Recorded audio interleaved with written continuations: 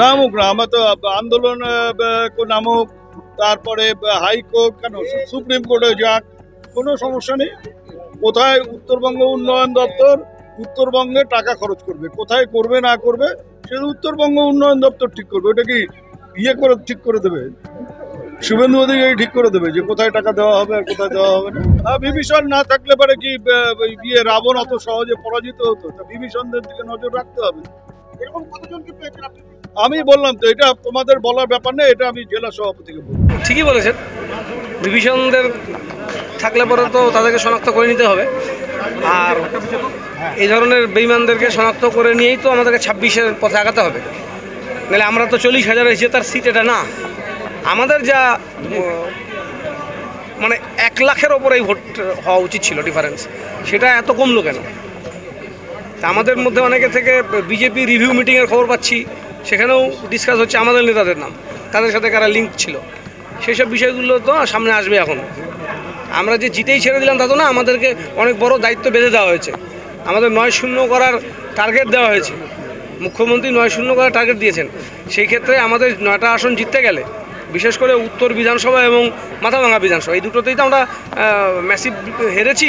বাকিগুলো তো কোনো ব্যাপার না, একটা 1200 ভোটে হেরেছি, ওটা আমাদের হয়েই যাবে। শুধু তুফানগঞ্জ আমরা 6000-এ হেরেছি, ওটা হয়ে যাবে, ওটা কোনো অসুবিধা নেই।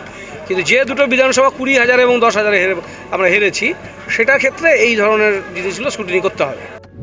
নিশীথ প্রামাণিক কোচবিহার আসনে হারায় পণ ভেঙে মৎস্যমুখী করলেন তৃণমূল নেতা রবীন্দ্রনাথ ঘোষ। ভোটের আগে কোচবিহার পৌরসভার চেয়ারম্যান তথা প্রাক্তন মন্ত্রী রবীন্দ্রনাথ ঘোষ পণ করেছিলেন নিশীথকে হারিয়েই তিনি আমিষ খাবার খাবেন। এরপর লোকসভা নির্বাচনের ফল ঘোষণা হয়েছে, হেরে গিয়েছেন নিশীথ প্রামাণিক, আর তাতেই পণ ভাঙলেন রবীন্দ্রনাথ। রবিবার দুপুরে দলের সাংসদ জগদীশ বর্মা বসুনিয়ার সংবর্ধনা সভায় মাছ খান রবীন্দ্রনাথ ঘোষ, তাকে মাছ খাইয়ে দেন উত্তরবঙ্গ উন্নয়ন মন্ত্রী উদয়ন গুহ।